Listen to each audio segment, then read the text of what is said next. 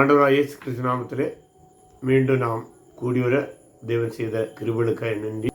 இயேசு கிறிஸ்துவின் வாழ்வு மற்றும் போதனைகளிலிருந்து கடந்த பல மாதங்களாக நாம் கற்று வருகிறோம். அதில் கடந்த சில வாரங்களாக இயேசு கிறிஸ்துவின் வாழ்விலே இறுதி வாரம் மற்றும் இறுதி நாளில் நடந்த நிகழ்வுகளை தியானித்தோம். இன்றைக்கு ஆண்டவராகிய இயேசு கிறிஸ்து சிலுவையில் அடிக்கப்பட்ட பின்பு 3 நாட்களில் உயிர்த்தெழுந்தார். இன்று தொடங்கி அடுத்து வருகிற ஓரிரு நாட்கள் இயேசு ராஜாவின் உயிர்த்தெழுதல் அது சம்பந்தமான நிகழ்வுகளை 4 சுவிசேஷங்களும் எவ்விதமாக பதிவு செய்துள்ளன என்பதை குறித்து நாம் தியானிக்க இருக்கின்றோம். அதற்கு ஆரம்பமாக இன்றைக்கு இயேசு கிறிஸ்துவை அடக்கம் செய்த பின்பு, நமக்கு தெரியும் ஆண்டவராகிய இயேசு கிறிஸ்துவை அடக்கம் செய்த பின்பு அவர்கள் கல்லறைக்கு முத்திரையிட்டார்கள்.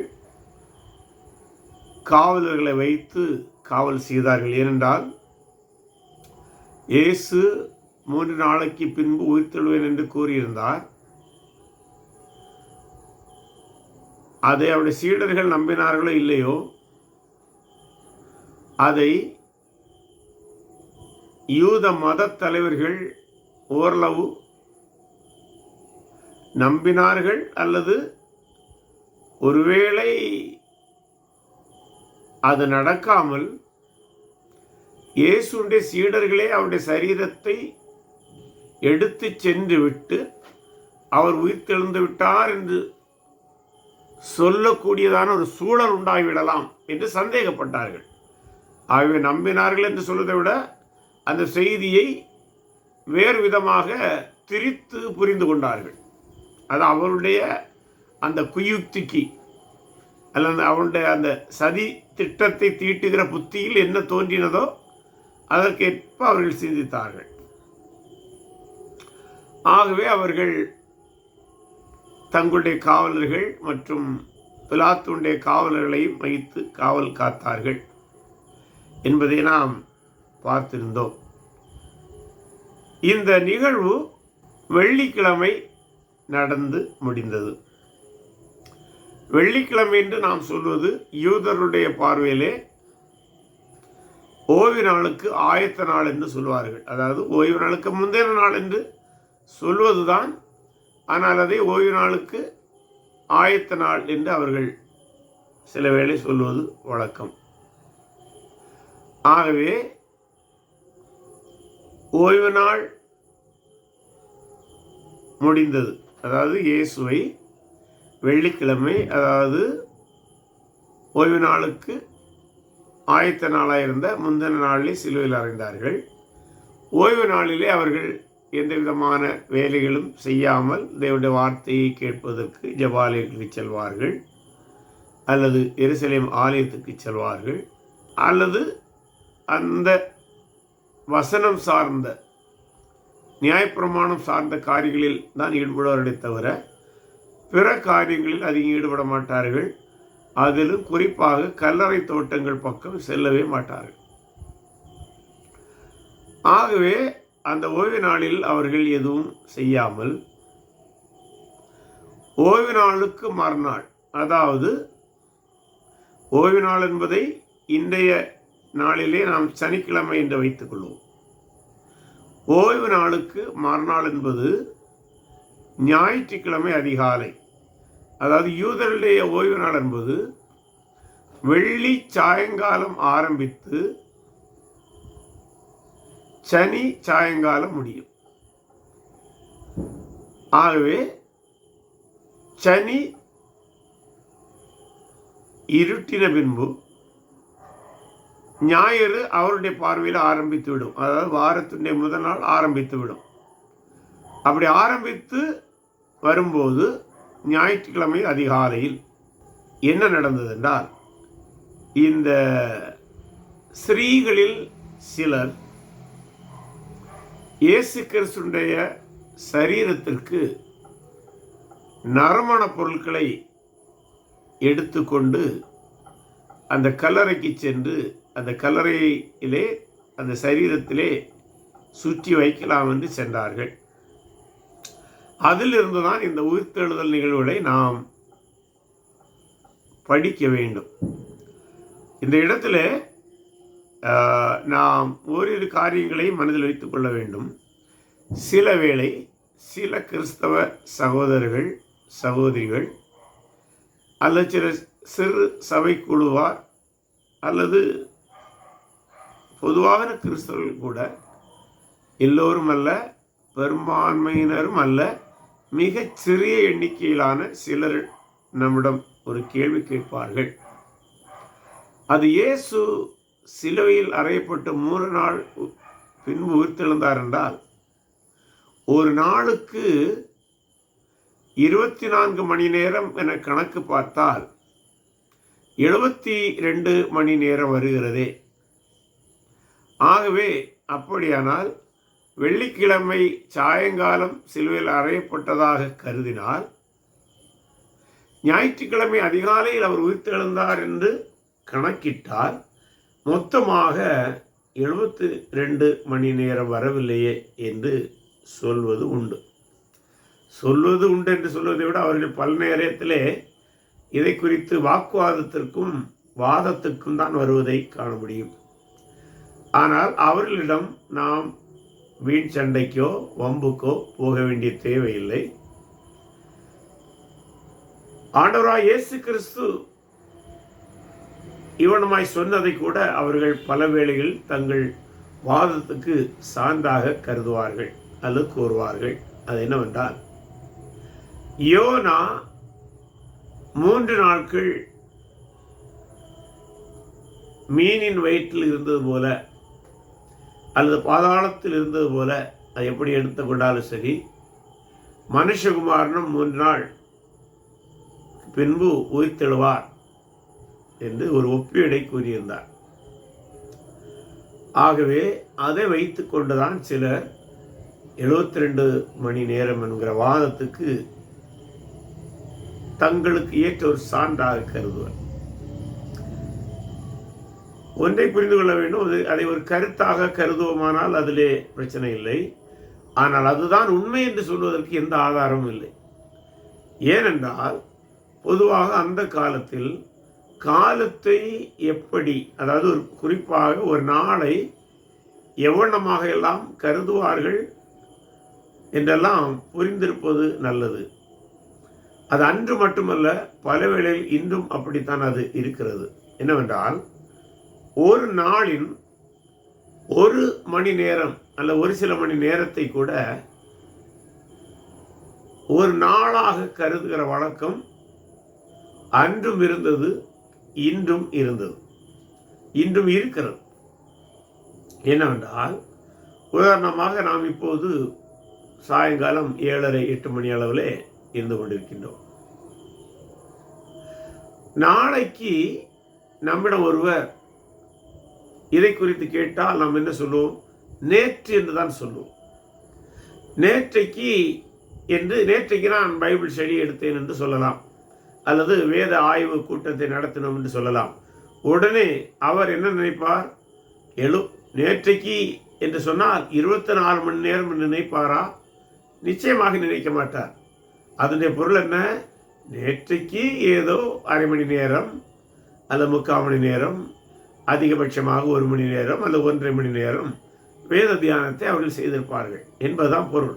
ஆகவே நேற்று என்று சொல்லி ஒரு நிகழ்வை நாம் சொல்லிவிட்டால் அது உடனடியாக 24 மணி நேரம் என்று கருத முடியாது. நாம் கருதுவதில்லை, உலகமும் அப்படி கருதாது. அதே போலத்தான் பண்டைய காலத்திலும் யூதர்கள் ஒரு நாளுடைய ஒரு சில மணி துளிகளை கூட ஒரு நாளாக கருதுவதுண்டு. ஆகவே அதன் அடிப்படையில் தான் இங்கே 3 நாள் கணக்கிடப்படுகிறது. மற்றபடி 3 முழு நாட்களும், முழு நாட்களை 24 மணி நேரமாய் கணக்கிடும்போது 72 மணி நேரமும் வருவதில் இந்த உயிர்த்தெழுதலை கருதக்கூடாது. அப்படியானால் இந்த நேரத்தை எப்படி கருத வேண்டும் என்றால், வெள்ளிக்கிழமை அவர் சிலுவையில் அடிக்கப்பட்டு மரிப்பதற்கு அந்த ஆயத்த நாளாகிய ஓய்வு நாளுக்கு முந்தின நாளாகிய வெள்ளிக்கிழமையை ஒரு நாளாக கருதுவார்கள். ஏனென்றால் அவர்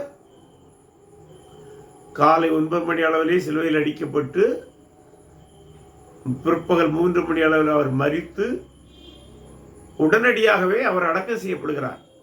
ஏனென்றால் ஓய்வு நாளிலே சரீரங்கள் அடக்கம் பண்ணப்படுவதில்லை, இன்னும் குறிப்பாக சிலுவையில் தூங்கக்கூடாது. ஆகவே அந்த வெள்ளிக்கிழமை சாயங்காலம் பொழுது சாயும் முன்பே, சூரியன் அடையும் முன்பே அவர் அடக்கம் செய்யப்பட்டு விட்டார். ஆகவே அந்த அடக்கம் பண்ணப்பட்டது வெள்ளிக்கிழமையில் ஒரு சில மணி நேரங்களாக இருப்பினும், அது அவர் இறந்து 3 மணிக்கு இறந்தார் என்று கணக்கிட்டோம் என்றால், அவர் அடக்கம் செய்யப்பட்டது 6 மணிக்கு முன்பாக, சுமார் 3 மணி நேரம் வருகிறது. ஆகவே இந்த 3 மணி நேரத்தையும் ஒரு நாளாகத்தான் அன்றைக்கு கணக்கிடுவார்கள். மீண்டும் மீண்டும் நம்ம அதை புரிந்து கொள்ள வேண்டும். அப்போதான் இந்த தவறான 72 மணி நேரங்கிற வாதத்திலிருந்து நாம் வெளியே வர முடியும். ஆகவே வெள்ளிக்கிழமை அடக்கம் பண்ணப்பட்டார், அது ஒரு நாள். வெள்ளிக்கிழமை இரவு அல்லது மாலை 6 மணி தொடங்கின உடனடியாக சூரியன் மறைந்து சந்திரன் உதிக்கும் போது புதிய தினம் உருவாகிறது, தோன்றுகிறது அல்லது கணக்கிடப்படுகிறது யூதருடைய பார்வையில். ஆகவே வெள்ளிக்கிழமை, அதை நம்முடைய கணக்கின்படி வெள்ளிக்கிழமை 6 மணிக்கு மேல், மாலை 6 மணிக்கு மேல், யூதருடைய பார்வையில் சனிக்கிழமை ஆரம்பித்து விட்டது. நமக்கு வெள்ளிக்கிழமை இரவு என்று சொல்லுவோம், அவருடைய பார்வையிலே ஓய்வு நாளே ஆரம்பித்து விட்டது. ஆகவே அது சனிக்கிழமை 12 மணி நேரம், சனிக்கிழமை காலமே வருகிறது. சனிக்கிழமை காலையிலிருந்து சனிக்கிழமை மாலை 6 மணி வரை 24 மணி நேரம். அப்போது வெள்ளிக்கிழமை ஒரு சில மணி நேரங்கள் தான், அதுவும் ஒரு நாள் தான்.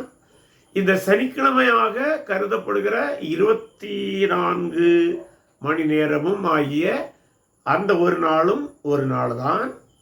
அடுத்தது சனிக்கிழமை 6 மணிக்கு வாரத்தின் முதல் நாளாகிய முதல் நாள் ஆரம்பித்து விடுகிறது. அதை நாம் ஞாயிறு என்று சொல்லுவோம். நம்முடைய கணக்கின்படி ஞாயிறு எப்போ ஆரம்பிக்கும்? சனிக்கிழமை இரவு நடு இரவு 12 மணிக்கு ஆரம்பிக்கும். அதிலிருந்து நாம் கணக்கிட ஆரம்பிக்கிறோம். ஆனால் யூதர்கள் அப்படி கணக்கிட மாட்டார்கள். யூதர்கள் அது சனி 6 மணிக்கே ஆரம்பித்து விடுகிறது. சனி 6 மணிக்கே ஓய்வு நாள் முடிந்து புதிய நாள் ஆரம்பித்து விடுகிறது. புதிய வாரத்தின் முதல் நாள் ஆகிய இன்றைக்கு நாம் ஞாயிறு என்று சொல்கிறோம், அவர்களுக்கு அது வாரத்தின் முதல் நாள், அது ஆரம்பித்து விடுகிறது. அப்போது இந்த வாரத்தின் முதல் நாளாகிய நாம் இன்றைக்கு சொல்கிற ஞாயிறு அதிகாலை வேளையில் இயேசு உயிர்த்தெழுந்திருக்க வேண்டும். எப்படி அந்த வாக்கியத்தை சொன்னாலும் சரிதான், தவறாகிவிடாது. இந்த உயிர்த்தெழுதல் நடந்த இதைத்தான் 3 நாளாக நாம் கணக்கிடுகிறோம். வெள்ளிக்கிழமை ஒரு பாற்று, அது ஒரு நாள்.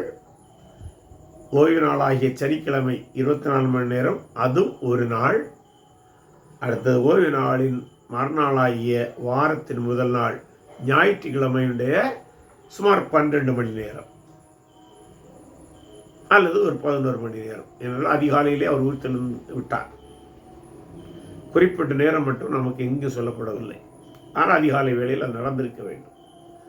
ஆகவே அந்த சுமார் 10-11 மணி நேரங்கள் சேர்த்து அது ஒரு நாள், மொத்தம் 3 நாள். இப்படித்தான் அந்த 3 நாளை நாம் கணக்கிட வேண்டுமே தவிர, யோனா அவருடைய ஒப்புமையை ஆண்டவர் சொன்னபடினாலே 72 மணி நேரம் என்று கணக்கிட வேண்டும் என்று பழைய ஏற்பாடு எங்கும் சொல்லவில்லை, புதிய ஏற்பாடு சொல்லவில்லை. அதுவும் இன்னும் சொல்ல போனால், யோனாவை இயேசு தன்னுடைய உயிர்த்தெழுதல் ஒப்புவதற்கு முக்கியமான காரணம், யோனா மீன் வயிற்றிலிருந்து சென்ற பின்பு அவன் நியாயத்தீர்ப்பின் செய்தியை பிரசங்கித்தான்.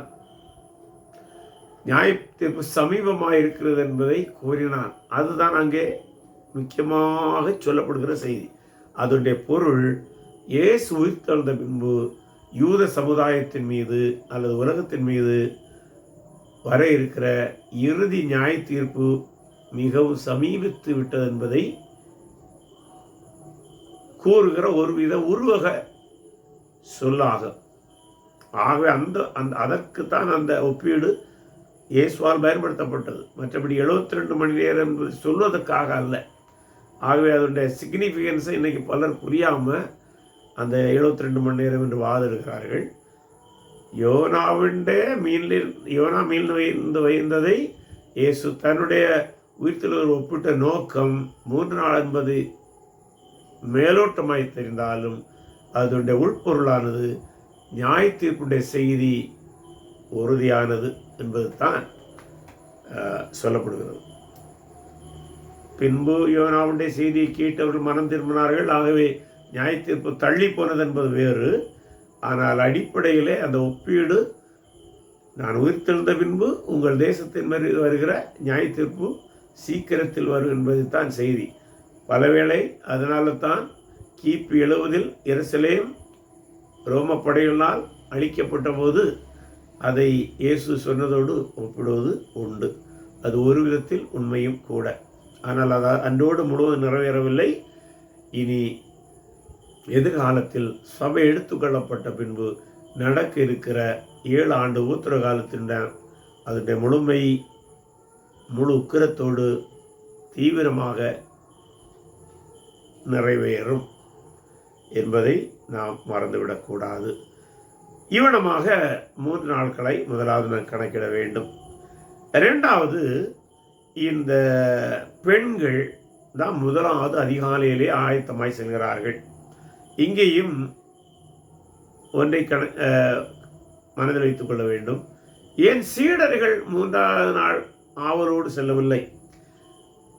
பலவேளை அவர்கள் உயிர்த்தெழுதல்கிற செய்தியை முழுமையாக நம்பவில்லை என்றும் பிரசங்கிப்பதை கேட்டிருக்கிறோம்.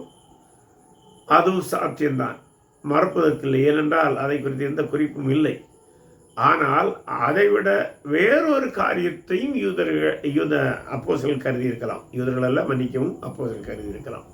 அது என்னவென்றால், ஒருவேளை நாம் மீண்டும் கல்லறை பக்கம் சென்றால் அங்கே காவலர்கள் இருக்கின்றார்கள். காவலர்களை வைத்த நோக்கமே என்ன? சீடர்கள் ஒருவேளை வந்து அந்த கல்லறையை திருடி சென்று விடுவார்கள், அதை தடுப்பதற்குத்தான் அங்கே வைத்திருக்கிறார்கள். இப்படிப்பட்ட ஒரு சூழலிலே இயேசு உயிர்த்தெழுந்திருக்கிறாரா என்று பார்க்க சீடர்களாகிய அவர்கள் சென்றால் என்ன நடந்திருக்கும்? ஒருவேளை அந்த காவலர்கள் அவர்களை பிடித்து நிச்சயமாக கொன்றே போட்டிருக்கலாம், அல்லது அவர்களையுமே சிலுவையில் அறைந்திருக்கலாம். ஆகவே அவர்கள் ஒருவித பயத்தினாலும் நிச்சயமற்ற தன்மையினாலும் கூட போகாமல் இருந்திருக்கலாம். வெறும் அவிசுவாச குறைவென்று மட்டும் சொல்லி விட முடியாது. ஆனால் பெண்களுக்கு அந்த விதமான பயம் இல்லை. ஆகவே அவர்கள் தாங்கள் ஓய்வு நாளுக்கு முன்பாகவே தயாரித்து வைத்திருந்ததான நறுமண பொருட்களோடு அல்லது ஆயத்தமாக்கப்பட்டிருந்த நறுமண பொருட்களோடு கல்லறை நோக்கி செல்ல ஆரம்பிக்கிறார்கள். அதில் முக்கியமாக 3 தாய்மார் அங்கே சொன்னதாக பார்க்கிறோம். அங்கே மகதலேனா, ஒரு வசனத்தை படிப்போம். மார்க்கு 16:1. ஓய்வு நாளான பின்பு, அதாவது ஓய்வு நாளான பின்பு என்றால் ஓய்வு நாள் சனிக்கிழமை சாயங்காலம் 6 மணி முடிவடைந்து விடுகிறது. சனிக்கிழமை மாலை 6 மணிக்கு வாரத்தின் முதல் நாள் இரவிலே ஆரம்பிக்கிறது.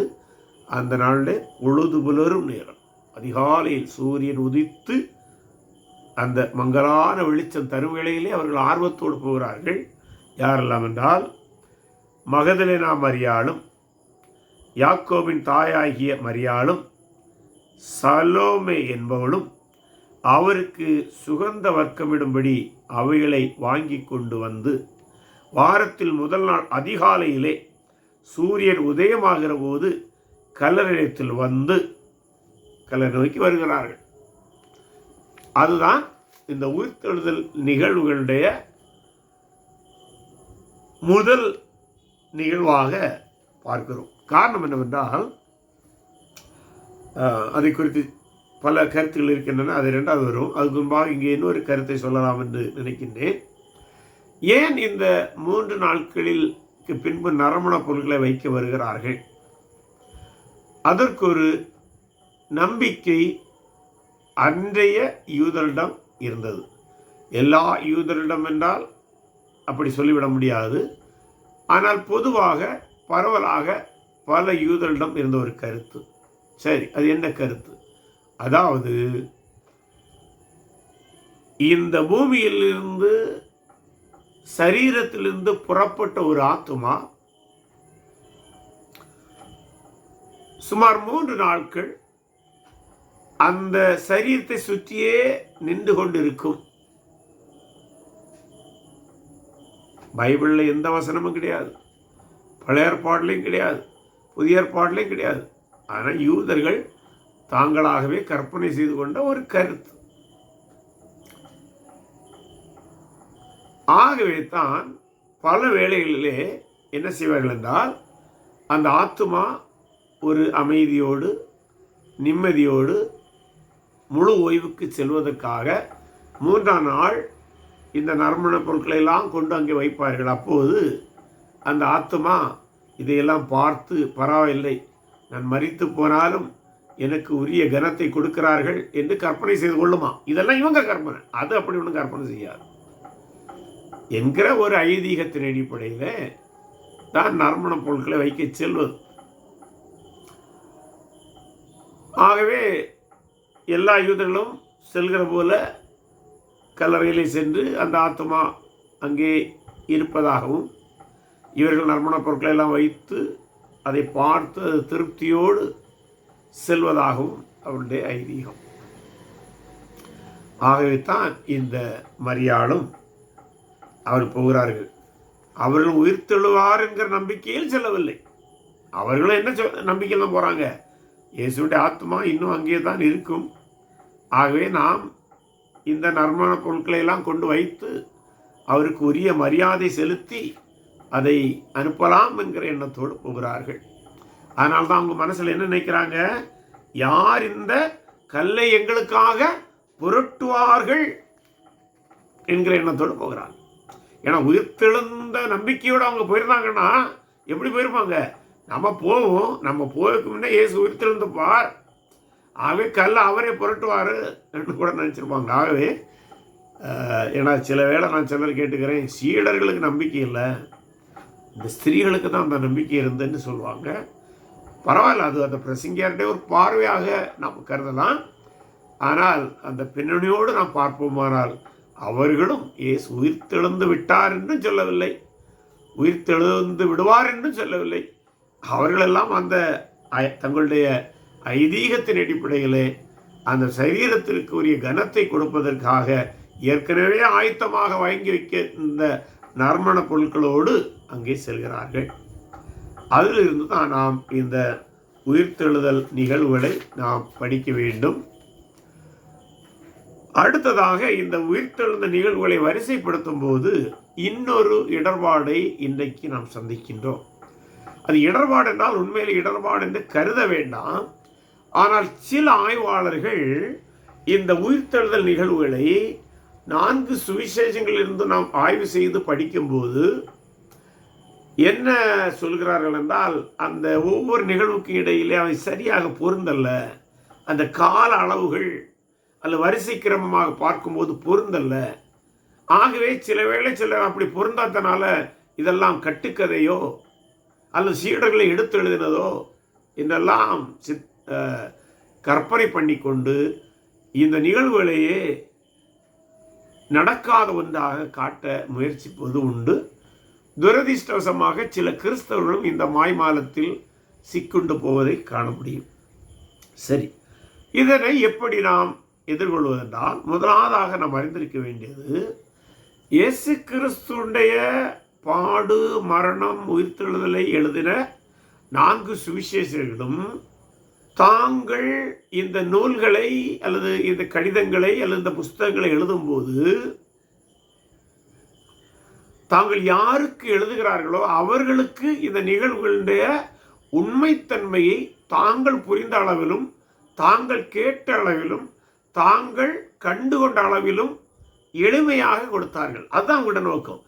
இது உண்மை. இந்த உண்மையை நான் எனக்கு புரிந்த அளவிலே என்னுடைய சொந்த வாக்கியங்களில் எழுதுகின்றேன். மற்றபடி இந்த 4 சுவிசேஷர்களுடைய எண்ணத்திலும் எது வரவில்லை என்றால், இந்த நூலை ஒரு வழக்காடு மன்றத்தில் ஒரு நியாயாதிபதி முன்பு வைக்கிற நோக்கத்தில் எழுதவில்லை. ஒருவேளை அந்த நோக்கத்தில் அவர்கள் எழுதியிருந்தால் இன்றைக்கு நாம் எதிர்பார்ப்பது போல ஒவ்வொன்றாக வரிசை பிரகாரமாக எழுதியிருப்பார்கள். ஏனென்றால் பொதுவாக ஒரு கொலையோ அல்லது ஒரு நிகழ்வோ நடந்தால் அந்த நிகழ்வை விசாரிக்கிற போலீஸ், காவல்துறை அதிகாரிகள் அதை எந்த அளவுக்கு நொடி பொழுது மாறாமல் அந்த நிகழ்வுகளை சித்தரித்து எழுதி அதை வழக்காடு மன்றத்திற்கு நீதிபதியிடம் கொடுத்து அதன் முன்பு வழக்கை, குற்றப்பத்திரிகை முதலியவற்றை நீதிமன்றத்தில் தாக்கல் செய்வார்கள். அதன் மீது வாதங்கள் நடந்து எது உண்மை என்பது வாதத்துக்கு வரும். ஒருவேளை இந்த 4 சுவிசேஷரிடம் ஏதோ ஒரு நீதிபதி வந்து, நீங்கள் எனக்கு இந்த நிகழ்வையெல்லாம் வரிசைப்படுத்தி எழுதி தாருங்கள் என்று கேட்டிருந்தால், அந்த நீதிமன்ற பார்வையில், நீதிபதியினுடைய பார்வையில், ஒரு காவல்துறை விசாரணை அதிகாரியினுடைய பார்வையிலே இந்த சுவிசேஷர்கள் எழுதி அதை கொடுத்திருப்பார்கள். அந்த காவல்துறை அதிகாரி அல்லது அந்த நியாயாதிபதி அன்றைக்கே விசாரித்து இயேசு உயிர்த்தெழுந்தார் என்பதை ரோம சட்டத்திலும் எழுதி வச்சிருப்பாங்க. ஆனால் ரோம அதிகாரிகள் அதை குறித்து கவலைப்படவில்லை. ஏன்னா அவங்களுக்கு இதெல்லாம் பெரிய மேட்ரு கிடையாது. பெரிய மேட்ரு கிடையாதுன்னா பெரிய மேட்ரு தான். அவங்க அதிகமாக இந்த ரிலீஜியஸ் காரியங்களை அன்றைக்கு ஈடுபடலை. தங்களுடைய ரோம பேரரசுக்கு ஆபத்து வருமானால் மட்டும்தான் ஈடுபட்டார்களே தவிர மற்றபடி நம்பிக்கைகளில் அவர்கள் அதிகமாக கவனம் செலுத்தவில்லை. ஆகவே யூத மதத்தில் சிலர் இயேசு உயிர்த்தெழுந்தார், இயேசுடைய சீடர் உயிர்த்தெழுந்தார் என்று சொல்லும்போது அவர்கள் அதை பெரிதுபடுத்தவில்லை. அதனால்தான் இந்த பணத்தை கொடுத்து இயேசுடைய சரீரத்தை யாரோ திருடி விட்டார்கள் என்று இந்த காவலர்கள் பொய் சொல்ல இந்த யூத தலைவர்கள் தூண்டிய போது அதை அவங்க அப்படியே போய் சொல்லிட்டாங்க. பிளாத்து அதை கேட்டுட்டு அப்படியே விட்டுட்டான். அதை பற்றி புலன் விசாரணை செய்யலை. மொத்தத்தில் அவனுக்கு இந்த இயேசுக்கு மேட்டிலேருந்து எப்போ வெளியே வர்றதான் இருந்தான். ஆகவே இந்த நீதிமன்ற நடவடிக்கை பார்வையில், ஒரு வழக்கு விசாரணை பார்வையில் 4 சுவிசேஷர்களும் எழுதவில்லை. அப்படி எழுதியிருந்தால் நிச்சயமாக நாம் இன்று கேட்கிற எல்லா வரிசைக்கிரமாக எழுதி எழுத்தின்படியே அவர்கள் நிரூபித்திருப்பார்கள். நீதிமன்றத்திலே நிரூபிக்கக்கூடிய அளவில் எழுதியிருப்பார்கள். ஆகவே அவர்களுடைய பிரதான நோக்கம் அதுவல்ல. அவர்கள் நீதிமன்றத்துக்கு எழுதாமல் இயேசு கிறிஸ்துவின் மரணத்தை கண்டு விசுவாசித்தவர்களுக்கும், அந்த விசுவாசத்தின் அடிப்படையிலே கிறிஸ்தவர்களானவர்களுக்கும், அந்த விசுவாசத்தினால் ராஜ்யத்தின் குடிமக்களாக வாழ்கிறோம் என்கிற நம்பிக்கையுடைய சக கிறிஸ்தவர்களுக்கு எழுதினார்கள். மேலும் சக கிறிஸ்தவர்களுக்கு அவர்கள் இயேசுடைய உயிர்த்தெழுதல் நிகழ்வை மிக தெளிவாக பலமுறை விவரித்திருந்தார்கள். ஆக மீண்டும் மீண்டும் அதை எழுத வேண்டியதோ சொல்ல வேண்டியதில்லை. ஆகவே தான் பொதுவாக முக்கியமான அவருடைய பார்வையில் எவை முக்கியமோ அதை அவர் எழுதினார்கள். மத்தேயு அவருடைய பார்வையிலே உயிர்த்தெழுதலுக்கு முக்கியமானதை அவர் எழுதினார். மார்க்கு இயேசுடைய உயிர்த்தெழுதல் பார்வையிலே அவர் எழுதிய ரோமர்களுக்கு எவை முக்கியமோ அவை எழுதினார். லூக்கா இயேசுடைய உயிர்த்தெழுதலே எவைகள் முக்கியம் என்று அவர் கருதினாரோ அந்த நிகழ்வுகளை மட்டும் தான் எழுதிய கிரேக்கனாகிய தியோப்பிலுக்கு எழுதினார். அதுபோல யோவான் இயேசுடைய உயிர்த்தெழுதலை தான் உலக மக்களை இந்த செய்தி சென்றடைய வேண்டும் என்று எழுதும்போது அவருடைய பார்வையிலே அவருக்கு முக்கியமான தோன்றிகளை மட்டும் எழுதினார். யாரும் வழக்காடு மன்றத்துக்கு எழுதவில்லை. ஆகவே தான் அந்த வரிசைப்படுத்துவதிலே சில சிரமங்கள் இருக்கின்றன. ஆகவே வரிசைப்படுத்துவதிலே சிரமங்கள் இருக்கிறபடினாலே ஒரு நிகழ்வு இல்லை என்று ஆகிவிடாது. சரி, அதை கூட நம்ம நீதிமன்றத்தில் பாருங்க, பல வேளைகளிலே புலன் விசாரணை அதிகாரிகள் ஒரு நிகழ்வை விசாரித்து நீதிமன்றத்திலே வைக்கும்போது சில இடங்களிலே சில நிகழ்வுகள் விடப்படுவதற்கு வாய்ப்பு இருக்கிறது, தொடர்பு இல்லாமல் இருப்பதற்கு வாய்ப்பு இருக்கிறது. ஆனால் அந்த வழக்கறிஞர்கள் நீதிபதி அதை கவனித்து எந்த இடத்தில் அதை விடுபட்டிருக்கிறது என்பதை கவனிப்பார்கள். பல வேளைகளிலே விடுபட்ட நிகழ்வுகள் கொண்டு குற்றவாளிகள் விடுதலை ஆவதும் உண்டு. ஆனால் சில நிகழ்வுகள் விடப்பட்டிருந்தாலும் அதை கவனமாக ஆய்வு செய்து வேறு கோணங்களிலே அதை அணுகி அந்த வழக்கை சரியாக விசாரித்து குற்றச்சாட்டப்பட்டவர் நிரபராதியா அல்லது குற்றவாளி என்பது தீர்மானிப்பார்கள். ஆகவே பல இடங்களில் அதை காண முடியும். பல வழக்குகளை குறித்து நாம் படிப்போமானால், குறிப்பாக வழக்கறிஞர்களுக்கு நான் பேசுவது ஒருவேளை புரியலாம். சந்தர்ப்ப சாட்சிகள் மூலம், சூழ்நிலைகள் மூலம் கூட பல வழக்குகள் நிரூபிக்கப்படுவது உண்டு.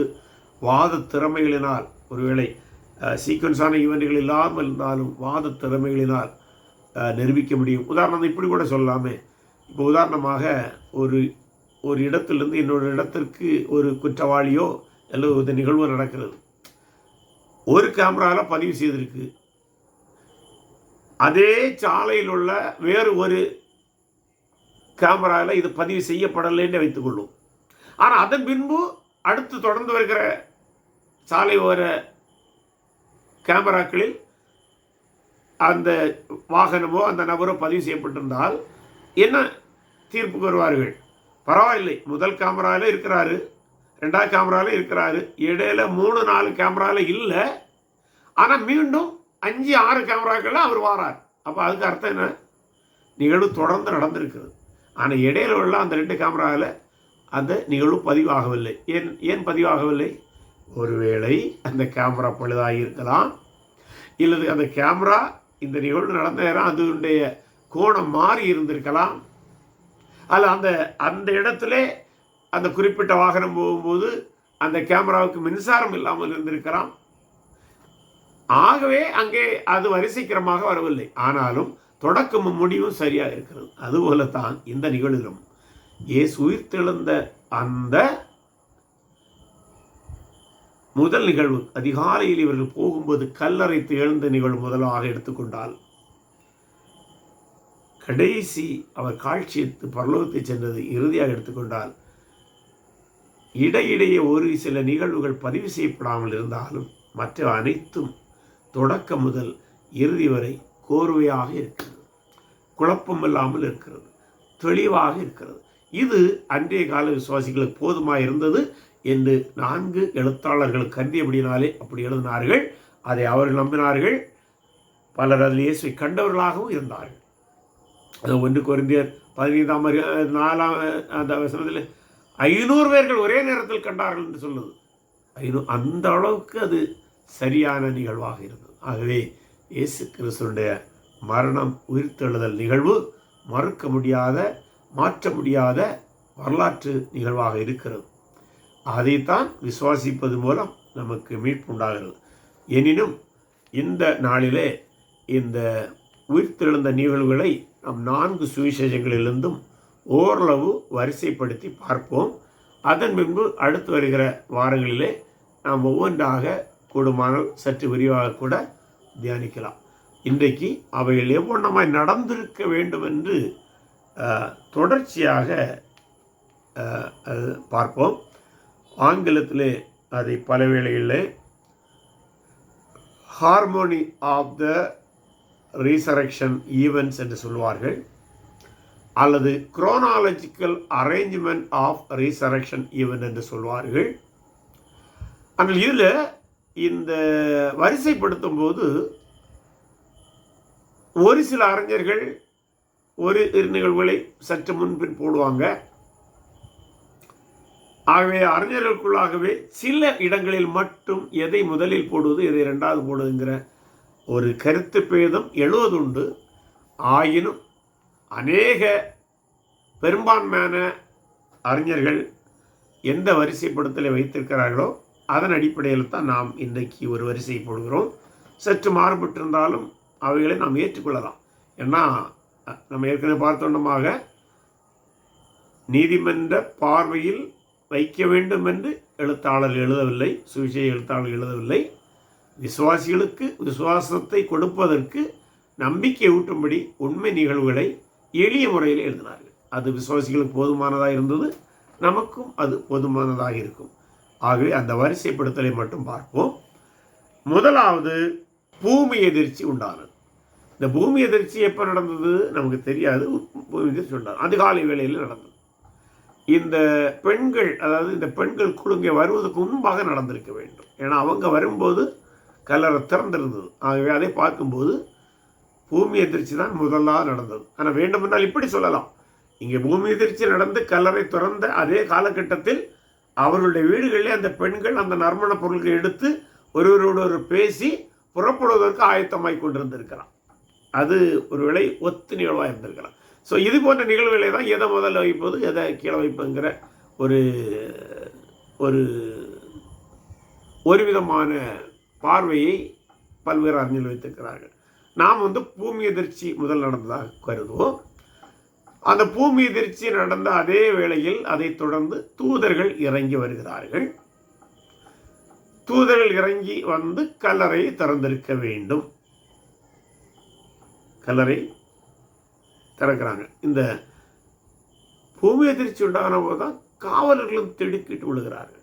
ஸோ அதான் சொல்லல, எல்லாமே எதை முதல்ல சொல்லியது? காவலர்கள் விழுந்தாங்கன்னு முதல்ல சொல்லுவோமா, பூமி எதிர்ச்சி சொல்லுவோமா, இல்லை இறங்கி வந்த சொல்லுவோமா? அதெல்லாம் மிக நுட்பமாக ஒவ்வொரு செகண்டாக எழுத வேண்டிய தேவையில்லை. எந்த ஒரு நிகழ்விலும் ஒவ்வொரு செகண்டாக எழுத வேண்டிய தேவையும் இல்லை. அந்த பூமி எதிர்ச்சி, இரண்டாவது அதை தொடர்ந்து தூதர்கள் இறங்கி வருதல், மூன்றாவது கல்லறை திறக்கப்படுதல், அத்தோடு உயிர்த்தெழுதல். இது மத்தேயு 28 அதிகாரம் 1 முதல் 4 வசனங்களில் இது வருகிறது.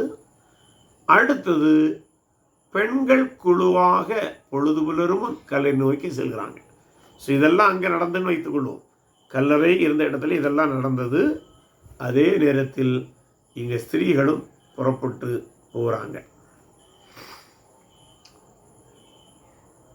அப்போ இந்த 3 பேரில் இந்த மகதலேனா மரியா சற்று உடல் வலு உள்ளவள் என்று கருதப்படுகிறது. ஆக அவள் சற்று ஓட்டமும் நடையுமாக, நம்முடைய வார்த்தையில் சொன்னால் ஓட்டமும் நடையுமாக சற்று வேகமாக ஓடி முதலாவது கல்லறையிடம் செல்கிறார். எல்லாரும் சேர்ந்து போகிறாங்க. பாதி வழியிலே கொஞ்சம் வேகமாக நடக்க ஆரம்பிக்கிறான். அந்த பொழுது புலர்ந்து அந்த வெளிச்சம் வர வர அவளுடைய வேகம் கூடுகிறது என்று கூட வைத்துக் கொள்ளலாம். நடந்து அங்கே சென்று பார்க்கும்போது அங்கே எதுவுமே இல்லை. ஆகவே அவள் ஒருவித பதட்டத்தோடு அங்கிருந்து வேகமாக திரும்பி ஓடுகிறான். திரும்பி நடக்கிறான்னு சொன்னாலும் தவறு ஒன்றும் இல்லை. அது யோவான் 20:1 நாம் பார்க்கிறோம். இதில் ஒரு கருத்து, இவன் திரும்ப வார வழியில் இந்த பெண்களை சந்தித்தாளா சந்திக்கவில்லையா? சிலர் சொல்கிறாங்க அவள் சந்திக்கவில்லை, அவள் வழியை மிஸ் பண்ணி வேறு வழியில் போயிட்டா, இவங்க வேறு வழியில் டைவர்ட் எடுத்து வந்துட்டாங்க. ஏன்னா அவர்களை இப்படி நினச்சிருக்கலாம், அவள் வேகமாக போனா இல்லை, ஆகவே அவள் சீக்கிரம் போவா, நம்ம ஏதோ குறுக்குழியில் சென்று அந்த இடத்துக்கு போகலாம் என்று வழியை மாற்றியிருக்க வேண்டும். ஆகவே இவர் திரும்புகிற வழியிலே தன்னோடு முதலில் பயணத்தை ஆரம்பித்த மற்ற பெண்களை அவள் வழியில் சந்திக்கவில்லை என்று ஒரு கருது. எப்படியும் இவள் வேகமாக ஓடி நேர் எங்கே வர சீடர்களிடம் வருகிறார். பேதுரு, யோவான் போன்ற மற்ற சீடர்களிடம் சொல்கிறார், இயேசுடைய சரீரத்தை காணவில்லை என்று சொல்கிறார். அது அடுத்தது பிற பெண்கள் நடந்து பெத்தேனியாவிலிருந்து கல்லறை வந்துக்கிறாங்க. அதுக்குள்ளால் இவன் போயிட்டா அவங்க வருகிறாங்க. அது மார்க்கு 16:2 சொல்லப்பட்டுள்ளது. அப்படி அந்த பெண்கள் வரும்போது திடீரென தூதன் தோன்றி பெண்களிடம் சீடரிடம் சொல்லக்கூடிய ஒரு செய்தி. அங்கே ஒரு தூதன் தோன்றி 2 பேர், அதில் ஒருவன் அவளிடம் என்ன சொல், நீங்கள் சீடரிடம் சென்று இயேசு உயிர்த்தெழுந்த செய்தி சொல்லுங்கள் என்று சொல்கிறார். அது மத்தேயு 28:5 மார்க்கு 16 அதிகாரத்திலும் 16:5 தொடங்கி வருகிறது. ஆகவே தான் அந்த அடுத்த அந்த பெண்கள் குழு சற்று தாமதாக வந்து அந்த தூதர்களை கண்டனர். அடுத்ததாக இதுக்குள்ளாக சுமார் 6:30 மணி ஆகிவிட்டது காலை. அப்போ பேதுருவுடன் வந்த யோவான், அப்போ இந்த மகதலேனா மரியாள் சொன்ன உடனே பேதுரு யோவான் ஓடி வராங்க. இதுலேயும் யோவான் சற்று இளைஞனாக இருந்த அப்படின்னாலே அவன் வேகமாக வந்து முதல்ல கல்லறைக்குள்ளே போய் பார்க்குறான். பார்க்க போனவன் சற்று தயங்கி நிற்கிறான். அதான் போனவன் தலையை நுழைச்சி போகாத அளவில் இருக்கிறான்னு வைத்துக்கொள்ள. அப்படிதான் அதை பலர் விவரிக்கிறார்கள். சென்றான். சற்று பின்பு இந்த மகதலேனா வருகிறாள். அதைத் தொடர்ந்து அதாவது மகதலேனா மரியா பேதுருட்ட சொல்லிட்டு மீன் அவளும் கூட தான் வரான். இந்த வேளையிலே நடந்தது என்னவென்றால், இந்த தூதர்கள் சொன்ன செய்தியை சீடர்களிடம் சொல்வதற்கு மற்ற 2 பெண்கள் அவங்க திரும்பி நடக்கிறாங்க. அடுத்து சுமார் 7 மணி அளவில் மகதலேனா மரியாளுக்கு இயேசு தன்னை வெளிப்படுத்துகிறார். ஏன்னா இந்த பேதுரு யோவான் வந்தபோது என்ன பார்த்தாங்க, அவங்க அப்புறம் உள்ளே போய் பார்க்கும்போது இயேசுடைய சரீரத்தை காணலை. அவங்கள குழம்பி திரும்ப போயிடுறாங்க. அவங்க அதில் நிற்கலை. ஏன்னா அவங்களுக்கு அது ஆபத்துன்னு தெரியும். ஆகவே உடனே திரும்ப போயிடுறாங்க. ஆனால் மகதலேனா மரியாள் அதிலேயே சுற்றி சுற்றி நிற்கிறான். அவளுடைய எண்ணம் என்ன, தோட்டக்காரர் திருடி இருக்கலாம். அது பின்னால் அந்த உரையாடல் நமக்கு தெரியும். அப்போதுதான் இயேசு தன்னை அவளுக்கு வெளிப்படுத்துகிறார். நம்ம பார்த்தல மரியாளை அவர் கூப்பிடுவார். அவர் திரும்பி பார்த்து வீடு தொட முயற்சிக்கும் போது தொடாதேன்னு சொன்ன அந்த நிகழ்வு. அடுத்தது சிறிது நேரத்துக்கு பின் வந்த பெண்கள் அவர்களை வழியிலே இயேசு சந்திக்கிறார். சந்தித்து மரியாள்கிட்ட சொன்னவனமாக சீடர்கள்ட்ட சொல்றார். முதல்ல தூதன் தான் சொன்னது. ஆனால் இப்போ இயேசுவே இந்த பெண்களிடம் நீங்கள் சீடர் சென்று கலிலேயாவுக்கு அவர்களை வர சொல்லுங்கள் என்று மத்தேயு 28:9 சொல்கிறார். அதான் அவர்கள் அவருடைய சீசலுக்கு அறிவிக்க போகிற போது இயேசு தாமே அவர்களுக்கு வழி எதிர்பட்டு வாழ்க என்றார். அவர்கள் கிட்ட வந்து பாதங்களை தழுவி அவரை பணிந்து கொண்டார்கள் என்று பார்க்கிறோம். இவனமாக அவர்களிடம் சொல்லிவிட்டு அவர் மறைந்து விடுகிறார். இதெல்லாம் காலையில் நடந்து விட்டது. ஆனால் அதன் பின்பு ஒரு நிகழ்வு மாலை 4 மணிக்கு நடக்கிறது. அது என்னவென்றால், பேதுருக்கு அவர் ஒரு இடத்தில் காட்சி அளித்தார். எந்த இடம் என்று சொல்லவில்லை. பேதுருக்கு அவர் 4 மணி அளவில் 4 மணிக்கோ 5 மணிக்கு இடையிலே அவர் காட்சி அளித்திருக்கின்றார். அது 4 மணிக்குன்னு கூட சொல்ல வேண்டாம், ஏதோ ஒரு இடத்துல பொதுவாக 4 மணி அளவில் இருக்கலாம் என்று கருதுகிறார். அடுத்து மாலை 4 மணிக்கும் 6 மணிக்கும் இடையில் எம்மாவுக்கு சென்ற சீடர்கள் கிளையப்பா மற்றவனோடு சென்றவனுக்கு தோன்றி அவர்களோடு அந்த அப்பம் விற்கிற போன்ற அந்த நிகழ்வு நடக்கும்போது தான் அவள் கண்கள் திறக்கப்பட்டு இயேசு மரித்து உயிர்த்தெழுந்த இயேசுவை காண்கிறார்கள். அந்த இடத்திலே இயேசு திடீரென்று மறைந்து விடுகிறார். ஆக அவர்கள் இந்த செய்தியை சொல்வதற்காக மீண்டும் வேகமாக தங்களுடைய வழியிலிருந்து திரும்பி எருசலேமுக்கு வருகிறார்கள். அவர்கள் எருசலேமில் வந்து இரவு 8 மணி அளவிலே எல்லா சீடர்களும் சொல்லும்போது அங்கே தோமா மட்டுமில்லை, மற்ற எல்லா சீடர்களுக்கும் தாங்கள் எம்மாவுக்கு செல்கிற வழியிலே இயேசு தங்களுக்கு காட்சியளித்தை சொன்னார். அப்படி சொல்லும்போது தான் அங்கிருந்த பேதுரு சொன்னார், எனக்கும் அவர் காட்சியளித்தார் என்று சொல்லியிருந்தார். ஆகவே இவ்வண்ணமாக இயேசு தன்னுடைய உயிர்த்தெழுந்த அதே நாளில் அவர்களுக்கு பல்வேறு இடங்களிலே காட்சி அளித்து தான் உயிர்த்தெழுந்ததாக காண்பித்தார். இந்த நிகழ்வுகளைத்தான் இவ்வண்ணமாக வரிசைப்படுத்துகிறோம். இதன் அடிப்படையிலே அடுத்த ஓரிரு நாட்கள் நாம் இந்த நிகழ்வுகளை சற்று விரிவாக கூட நாம் தியானிக்கலாம். இன்றைக்கு அது எப்படி நடந்தது, அவைகள் எப்படி எந்த அளவில் அதிகமாக வரிசைக்கிரமாக வைக்க முடியும் என்று பல்வேறு அறிஞர்கள் வைத்தவண்ணமாய் நாம் வைத்திருக்கின்றோம். மீண்டும் நினைப்படுத்துவது நல்லது. இது வழக்காடு மன்ற விசாரணை நோக்கத்தில் எழுதாதபடினாலே வரிசையிலே முன்பின் நிகழ்வுகள் வரலாம். அது விசுவாசிகளுக்கு எழுதப்பட்டபடினாலே அவர்களுக்கு வரிசைக்கிரமாக நொடிப்பொழுதுக்கு ரன்னிங் கமெண்ட்ரி போல அவர்களுக்கு தேவையில்லை. என்ன ஃபேக்ட் ஆஃப் த மேட்டர் போதும். they did not need a running commentary or a court verdictக்கு தேவையான அளவில் அங்கே தேவையில்லை. பிலீவ் பண்ணுவதற்கான சில எவிடன்சஸ் போதும். ஸோ அந்த விதத்தில் அதை அவர்கள் கொடுத்தார்கள், அவர்கள் நம்பினார்கள், அது அவர்களுக்கு வாழ்க்கைக்கு பயனளித்தது. ஆகவே இன்றைக்கும் இயேசு நம்முடைய பாவங்களுக்காய் மரித்து உயிர்த்தெழுதலை மட்டுமல்ல, அவருடைய உயிர்த்தெழுதலை நம்புவதுதான் நமக்கு மீட்பை கொண்டு வரும்.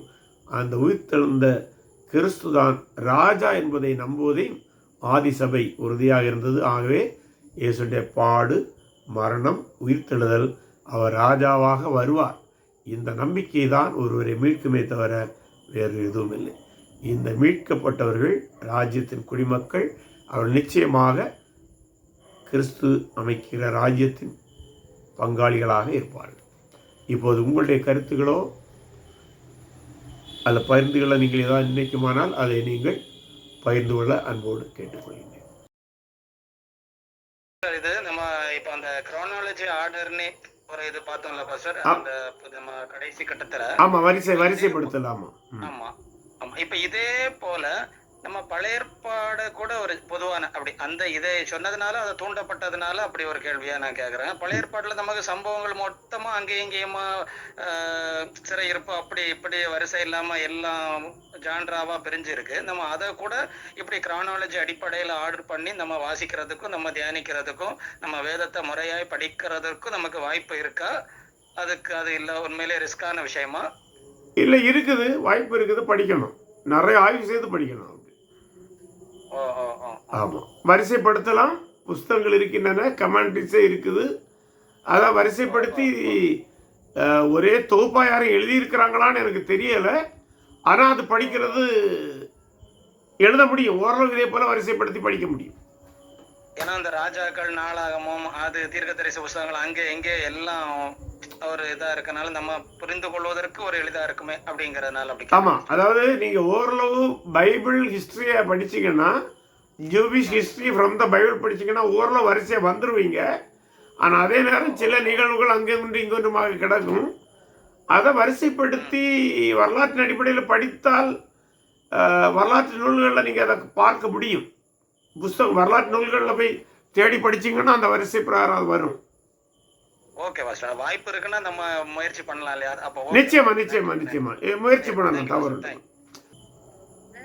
மேரி மேக்தலின் இருக்கால்ல, மேரி மேக்தலின், ஆமா மகதலேனா மரியாள், ஆமா, அவதான் வந்து மற்ற 2 ஸ்திரீகளை காட்டிலும் வந்து ரொம்ப கியூரியஸா, அதாவது முன்னாடி ஓடி வந்து ஆண்டவருடைய காரியங்களை வந்து பார்க்க வந்தாள். அவதானே வந்து அந்த 7 பிசாசுகள் துரத்தப்பட்டவன் மேரி மேக்தலின். ஆமா, அப்படி சொல்லப்படுவது உண்டு. அதாவது இங்க இருக்கு பிரதர், மார்க் 16ஆம் அதிகாரத்துல 9ஆம் வசனத்துல இருக்கு. Out of whom he has cast 7 demons. Okay. அதனால வந்து அவ்வளோ ஆண்டவர் பேர்ல வந்து அவ்வளோ பற்றதலா இருக்கிறா. அதாவது அவ்வளோ அவருடைய ரிசரக்ஷன்ல வந்து அன்பா இருக்கிற அவர். ஆமா, அது இயேசு ஒரு தத்துவம் சொல்லி இருக்கிறார்களா, எவனுக்கு அதிகமாய் மன்னிக்கப்பட்டோ அவன் அதிகமாய் அன்பு கூறுவான். ஆமா, செஞ்சுரியன் தானே, soldier, one of the soldiers வந்து அவன் செஞ்சுரியன் என்னன்னு தெரியல. ஆமா, வந்து இந்த நடந்த நிகழ்வுகள் எல்லாம் கண்டு உண்மையாகவே இவர் தேவகுமாரன் சொல்லிட்டு அறிக்கையிடுறார். ஆமா, இவன் நெய்யாவே நீதிபரனா இருந்தான்னு சொல்லுவார். ஆமா, அப்படி இருக்கும் போது இவங்க வந்து இந்த ஜூஸ் எல்லாம் போய் அந்த அவர்களை வந்து பிரைப் பண்ணிட்டு இருக்காரு. அந்த கவர்னர்ஸ் வந்து நீங்க நாங்க இது வந்து அவங்க கேள்விப்பட்டாங்கன்னா வந்து நீங்க உங்களை செக்யூர் பண்ணுவோம் அப்படின்னு சொல்லிட்டு இவங்களை பிரைப் பண்றாங்க. அந்த டைம்ல வந்து இவருடைய பங்கு என்னவா இருந்திருக்கும்? நல்ல கேள்வி. அதாவது அந்த செஞ்சுரியன் வந்து அந்த சிலுவையில் அடிக்கப்பட்ட இடத்துல தான் வர்றான். அது அவனுக்கு பொறுப்பு. அவனை அடக்கம் செய்த அந்த சரீரங்களை அடக்கம் செய்த பின்பு அந்த சிலுவையில் அடித்த அந்த காவலர்களுக்கு அங்கே வேறு பணி இல்லை. அது அவங்களுக்கு ஸ்பெஷல் டியூட்டி. சிலுவையில் அடிப்பது, அவர்களை காவல் காப்பது ஸ்பெஷல் டியூட்டி. ஆகவே கல்லறையில் காவல் காத்தவர்கள் அவர்களாக இருக்க வாய்ப்பில்லை. இருக்க வாய்ப்பில்லை, நிச்சயமாக இருப்பதற்கு வாய்ப்பு குறைவு. வேறு ஆட்கள் தான் இருக்கு. இவர் வந்து அந்த சொன்னீங்கல்ல அந்த நீதி ஸ்தலத்துல போய் சொல்ல வேண்டிய டைம் வரும்போது இவர் வந்து போய் பேசியிருக்க முடியாதா? உண்மையாகவே நான் கண்ட நிகழ்வுகளை வந்து இதெல்லாம் காண்பிக்குது. ஆண்டவர் வந்து உண்மையாகவே இவர் ஆண்டவர் இயேசு கிறிஸ்து வந்து உண்மையாகவே தேவகுமாரன் சொல்லிட்டு அவர் சொல்லிருக்க வாய்ப்பு இல்லையா? அவர் சிலுவையில் அடிக்க போகும்போது சொல்றாரு, அடிச்சு முடிச்ச பிறகு அந்த வார்த்தையை சொல்றாரு. அவர் வந்து கிட்டத்தட்ட அதாவது ஆண்டவர் அதுக்கப்புறம் அவர் உயிர்த்தெழுதல வந்து அதை குறித்து அவர் கேள்விப்பட்டிருக்க பிறகு உண்மையாவே அவர் நம்பி இருக்கணும்ல பிரதர், அவர் வந்து ஒரு பிலீவரா மாறி இருக்க வேண்டியது இல்ல இருக்கலாம். ஏன் மாறி இருக்கிறான்னா, அவருடைய ஸ்டேட்மெண்ட் இல்ல, அவருடைய ஸ்டேட்மெண்டே வந்து சொல்லுது இல்ல, அது ஆமா நமக்கு எவிடென்ட்டா தெரியுது இல்ல பிரதர். ஆமா அது மட்டும் இல்ல, இந்த இயேசுவை சிலுவையில் அடிக்க போகும்போது அந்த திரைச்சீலை கிழிந்ததல்லவா, ஆமா ஆமா அதை கண்ட பல ஆசாரியர்கள் கூட இயேசு உயிர்த்தெழுந்த பின்பு அவரை விசுவாசித்ததாக பதிவுகள் என்றால் ஒரு பாரம்பரிய நம்பிக்கை இருக்கிறது. அந்த 500 பேரில் அவங்களும் இருந்திருக்கலாம். ஒருவேளை உங்களுடைய கருத்து பிரகாரம் இந்த 100க்கு அதிபதி கூட பிற்காலத்தில் இயேசு ஏற்றுக்கொண்டிருக்கலாம், நமக்கு தெரியாது. அது குறித்து எந்த குறிப்பும் இல்லை. ஒரு வாதத்துக்காக சாத்தியம் என்று சொல்லலாம், நிரூபிக்க முடியாது, சாத்தியம் என்று சொல்லலாம். பேதுரு பிரசங்கத்திலே அநேக ஆசாரியர்கள் விசுவாசிகள் ஆனார்களே இருக்குது. அப்போஸ்தலர் நடவடிக்கைகள்ல பேதுருடைய பிரசங்கத்துல பேதுரு என்று நினைக்கிறேன், அநேக ஆசாரியர்களும் விசுவாசிகள் ஆனான். ஆமா ஆமா ஆசாரியர் ஆமா அவங்க தான் அந்த இயேசு சிலுவையில் அடிக்கப்பட்ட போது அந்த திரைச்சீலை கிழிந்ததெல்லாம் பார்த்தவர்கள் என்று ஒரு கருத்து இருக்கிறது. நீங்க சொன்னதுதான், திரைச்சீலை மேலிருந்து கீழே கிழிந்ததுனால அதை பார்த்த அநேக ஆசாரியர்கள் கூட விசுவாசிகள். அந்த நிகழ்வுகள்லாம் இப்ப வேதாகமத்தில் இருக்குது. அந்த 2000 ஆண்டுக்கு முன்பு இருந்த நாடுகள், தேசங்கள், இல்ல அது சாம்ராஜ்யங்கள் சொல்றவங்க, அவங்களுடைய அந்த அரசாங்க பதிவுகள்ல கூட இருந்திருக்கணுங்களே இப்படி சம்பவம் நடந்ததுன்னு சொல்லி. அவை இருந்திருக்கலாம். அதை அவைகளெல்லாம் அந்த நாடுகளே அந்த அழிந்த போது சில பத்திரங்கள் அழிந்திருக்கலாம். ஆனால் வேறு சில அந்த முதல் நூற்றாண்டை சேர்ந்த பிற மத ரோம கிரேக்க எழுத்தாளர்களே இந்த நிகழ்வுகளை ஓரளவு பதிவு செய்திருக்கிறார்கள் என்கிற ஆய்வுகள் இருக்கின்றன. அதுபோல யோசபஸ் என்கிறதான யூத வரலாற்றாசிரியர் இயேசுடைய அந்த உயிர்த்தெழுதலை குறித்து வேறு விதத்தில் அவர் அதை பதிவு செய்ததாக ஆய்வுகள் அவருடைய புத்தகத்தில் இருப்பதாக ஆய்வாளர்கள் கூறுகிறார்கள். பக்கத்தில் உள்ள தேசம் அந்த எகிப்து, சிரியா, இந்த நாடுகள் தனி நாடுகளாக தான் இருந்திருக்கு இல்லையா எகிப்து. ஆமாம், அதாவது எல்லாமே ரோம பேரரசுக்கு உட்பட்ட பகுதிகளாக தான் இருந்தது அந்த காலத்தில். ஆனால் ஒவ்வொரு மாகாணங்களாக இருந்தன. அந்த எகிப்துடைய வடபகுதி, பாலஸ்தீன பகுதிகள், சிரியா, இன்றைய துருக்கி, இது எல்லாமே அன்றைக்கு ரோம பேரரசுக்கு உட்பட்ட பகுதிகள் தான். ஆனால் வெவ்வேறு மாகாணங்கள், ஆளுநர்கள் வேறு, சிற்றரசர்கள் வேறையாக இருந்தார்கள். அந்த ஆண்டவர் இயேசு கிறிஸ்து பிறந்திருக்க போது அந்த கிழக்குல இருந்து வந்த சாஸ்திரிகள் வந்து பொன், வெள்ளை போலம், தூப வர்க்கம் கொண்டு வந்து அவரை பணித்து கொண்டார்கள்ல. அது வந்து என்ன நான் கேள்விப்பட்டது உண்மையான இதுக்கு அதை ரிலேட் பண்ணலாமான்னு தெரியல, கரெக்டா இருக்கான்னு சொல்லுங்க.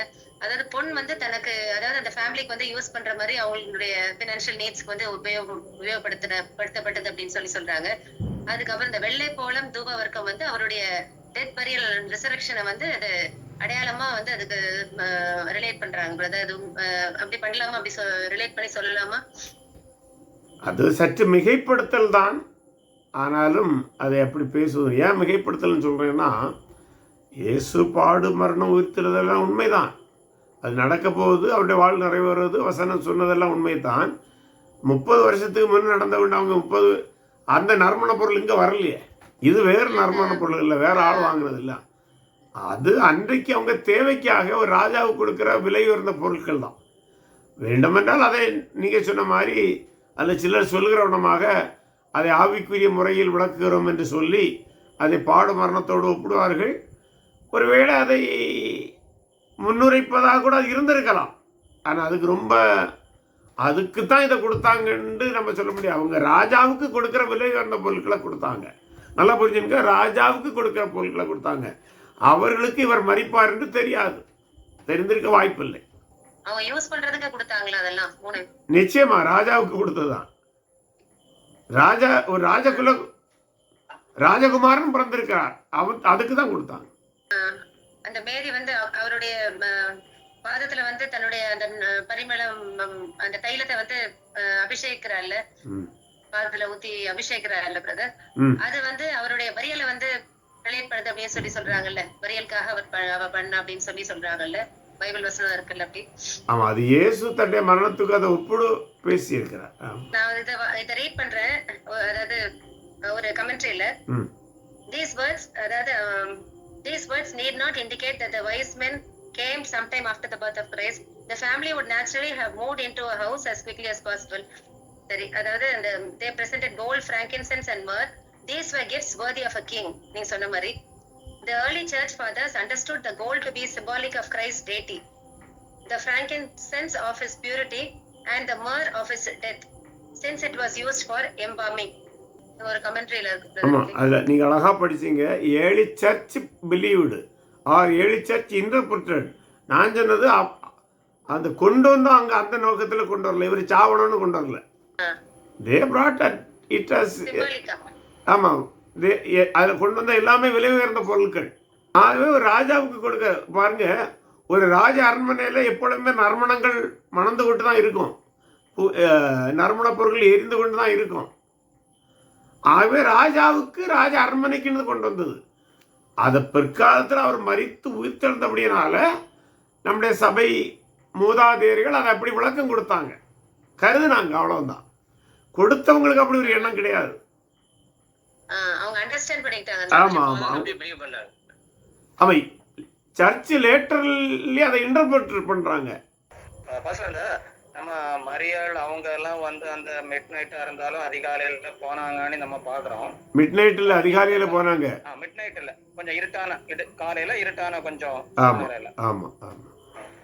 இப்போ இந்த ஒரு சிக்கலான இந்த கலவரமான இந்த சூழ்நிலையிலையும் இவங்க இப்படி போகிறதுக்கான ஒரு பர்மிஷன், இந்த இப்படிப்பட்ட ஒரு சூழ்நிலை அந்த அந்த அந்த ரோமர்களுடைய ஆளுகையில அவங்களுக்கு ஒரு சுதந்திரம் இருந்ததா, இல்ல பெண்களுக்கு அப்படிப்பட்ட முக்கியத்துவம் இருந்துச்சா, அது எப்படி, என்ன பின்னணியில் நம்ம இதை எடுத்துக்கொள்ளலாம்? பெண்கள் வீட்டில் வரக்கூடாது வாய்ப்பூட்டி சட்டம் ஒன்றும் இல்லையே, போகலாமே. ஆமா, இல்ல அந்த கலவரமான அந்த கலவரம் அப்படி பெரிய கலவரம் இல்லை, அப்படி அங்கே கலவரம் நடக்கல. ஏச பிடிச்சாங்க, கொலை செய்தாங்க, அங்கே எந்த கலவர சூழலும் வரல. ஓ சரி சரி சரி சரி சரி சரி. அதனால அது எந்த பாதிப்பும் இல்லை, நடைமுறையில் எப்பவும் போல அவங்க ஓடிட்டு இருக்காங்க. எப்பவும் போல தான் நடந்தது. இயேசுவை விசுவாசித்தவர்களுக்கு அது ஒரு கலக்கத்தை உண்டு பண்ணியிருந்ததை தவிர மற்றபடி அந்த பட்டணத்தில் அது சம்பந்தமான எந்த சட்ட ஒழுங்கு சீர்கேடுகளும் உருவாகவில்லை.